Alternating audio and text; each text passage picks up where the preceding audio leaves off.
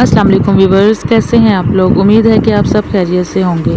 आज मैंने बनाए हैं बेसन वाले नान बच्चों की फरमाइश पे। तो ये रेसिपी आप लोगों से मैं शेयर करूंगी। अगर आपको पसंद आए तो मेरे चैनल को लाइक, शेयर और सब्सक्राइब ज़रूर कीजिएगा। शुक्रिया। चलिए जी, रेसिपी को शुरू करती हूँ। बहुत ही आसान डिश है, बहुत इजीली बनने वाली है। जिस तरीके से हम पकौड़ों का मिक्सचर तैयार करते हैं, सेम इसी तरह ये मैं मिक्सचर तैयार करूँगी इसका। और बच्चों की फरमाइश पे ये मैं बना रही हूँ। बच्चों ने बहुत ज़िद करी तो मैंने कहा कि मैं बाज़ार से तो बिल्कुल नहीं मंगा के दूँगी, आप लोगों को मैं घर में तैयार करके देती हूँ बेसन वाले नान। तो चलिए शुरू करते हैं इसको बनाना। ये पालक है, इसको मैंने बारीक इस तरीके से कट कर लिया है। इसमें मैं थोड़ी सी पालक ऐड करूँगी। वेजिटेबल्स आप लोग अपने हिसाब से डालिएगा जितनी आप लोगों को पसंद है। ये आलू हैं, इस तरीके से मैंने इसको कट कर लिया है, ये भी इसमें ऐड करूँगी। मैं अपने बच्चों के हिसाब से चीज़ें डाल रही हूँ थोड़ी, क्योंकि वो ज़्यादा चीज़ें इस तरीके से पसंद नहीं करते। तो आप लोग अपने हिसाब से डालिएगा, ज़्यादा डालनी है तब और कम डालनी है तब। ये कुछ हरी मिर्चें हैं जो मैंने इसमें ऐड की हैं। अब मैं इसमें ड्राई मसाले ऐड करूँगी। ये 1 टेबलस्पून साबुत धनिया है जिसको मैंने मोटा मोटा क्रश कर लिया है। ये बिल्कुल पकौड़ों की तरह तैयार होगा मिक्सचर इसका।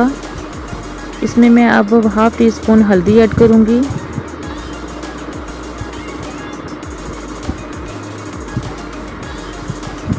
वन टीस्पून इसमें पिसी हुई मिर्ची ऐड करूँगी।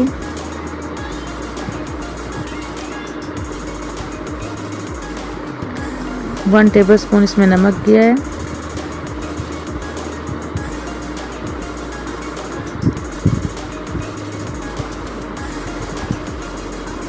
One and half table spoon इसमें ज़ीरा डाला है।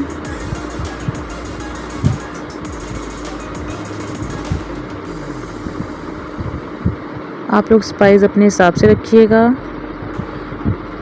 2 टेबलस्पून इसमें मैंने कुटी हुई मिर्चें डाली हैं। अब इसको सब मसालों को अच्छे से आपस में मैं मिक्स कर लूँगी।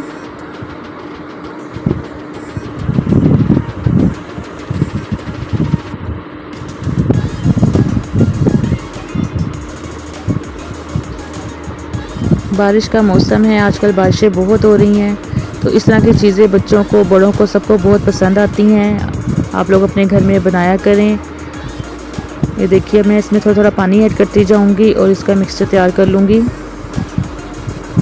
ज़्यादा इसको पतला नहीं रखना, हमने इसे थिक रखना है, ताकि जब हम इसे नान पे लगा के फ्राई करें तो नान पे से ये उतर ना जाए मिक्सचर सारा।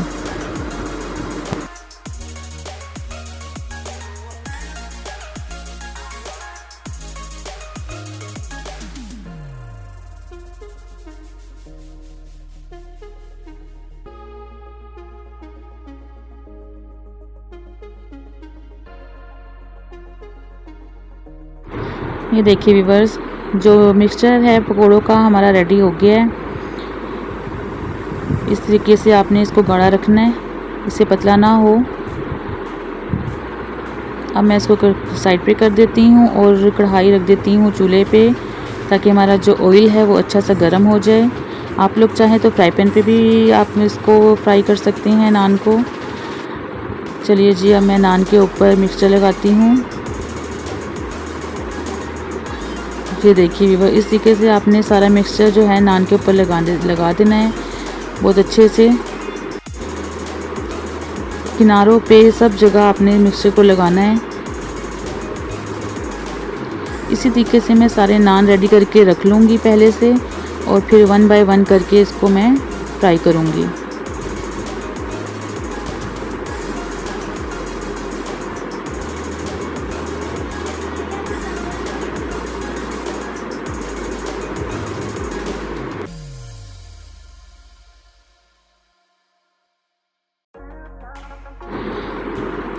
ऑयल भी गर्म हो गया है।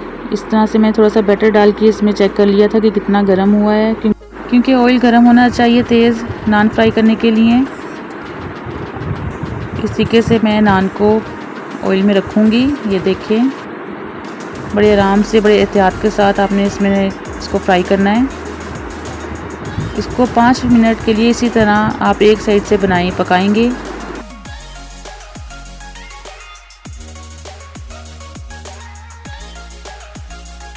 3 से 4 मिनट के बाद आप इसको चेक करें इस तरीके से कि ये ब्राउन हुआ है कि नहीं। जब ये ब्राउन हो जाएगा तो इसकी साइड जो हम चेंज करेंगे।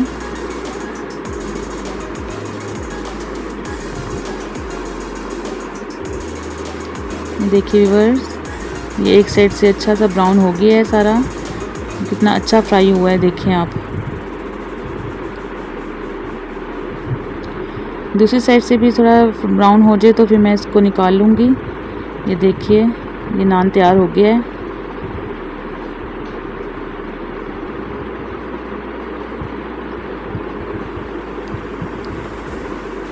अब इसको मैं निकाल लूँगी।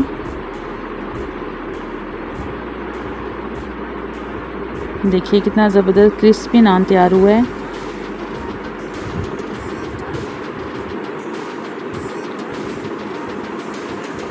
ये देखिए, इसी तरह मैं बाकी के नान भी फ्राई कर लूँगी।